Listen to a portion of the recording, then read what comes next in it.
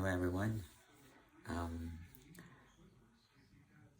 I'm making this video for everybody, especially all my friends in Pinas, especially Subuan,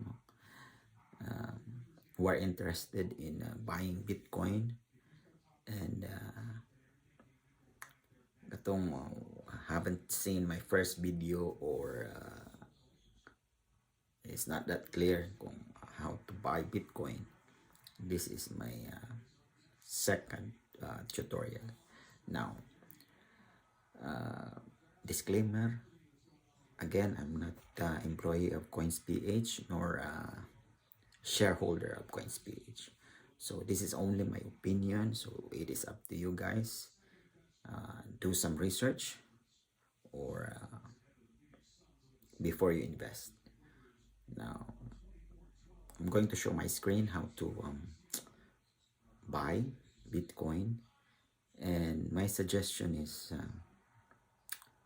you read Bitcoin, you read blockchain, and also don't invest money that you cannot afford to lose. No, so just invest, like if you earn 500 a day, probably just invest like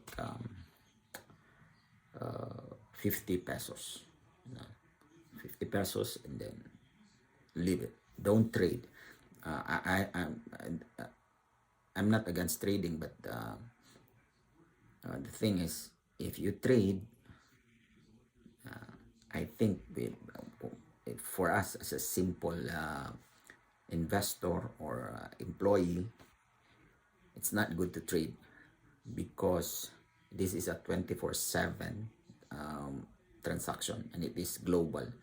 So if you trade, di ka katulog, and then you will have to wait and see when the market will go up, will go down, and nobody is a genius when it comes to volatility. So all you have to do is commit yourself that you want to invest in Bitcoin.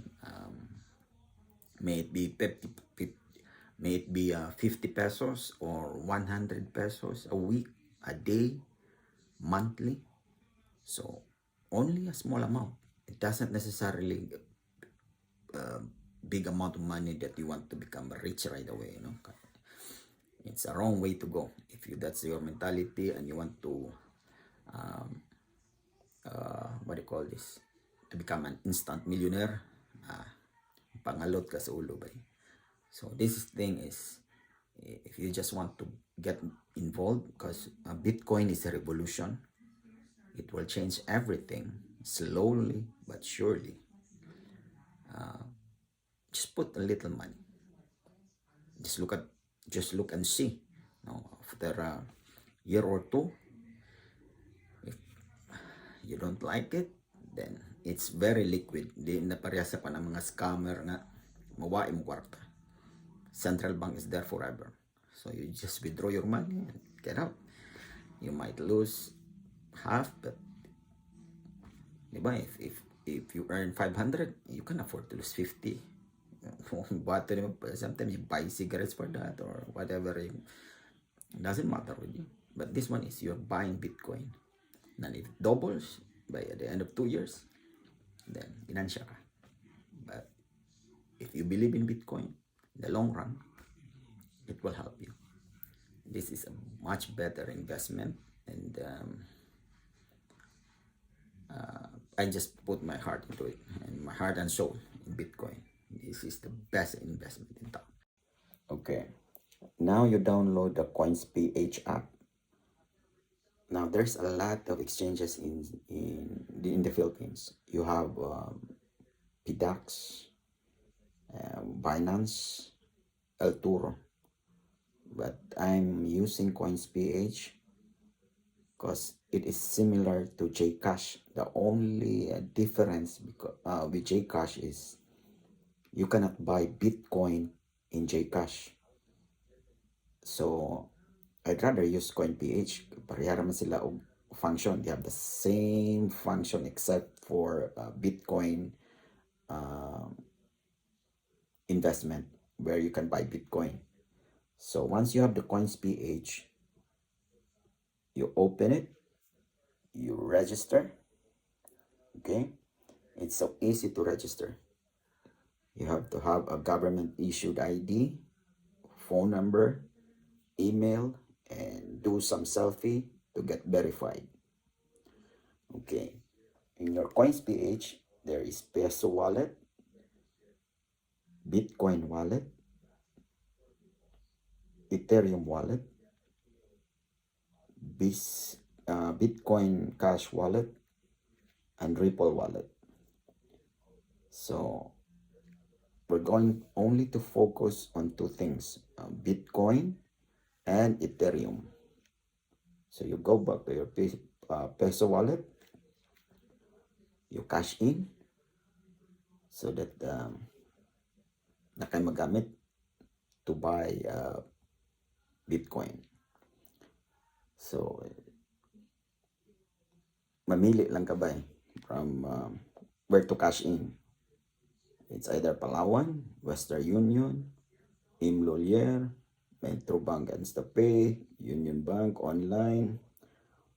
You can also use your Paymaya or Gcash to transfer money or to cash in money to your coins PH. You can also use online bank transfer. You have also the different banks. Mostly all the banks in the Philippines are in this app. And then there's also remittance center. You can also cash in through the remittance center. Kung may magpadala ni mo gikan sa gawas, they can use your coin PH account. Okay, now once you have a money in your peso wallet, pareha ning nasa akwaron, it's 10,376.19. You go to crypto, kita ka ng crypto, below the cash in. Okay, you press that, you open that, and then you go to, we'll just buy Bitcoin. Okay, right now the price is 2.2 million. So you buy, tinagmay lang tabay, just 100.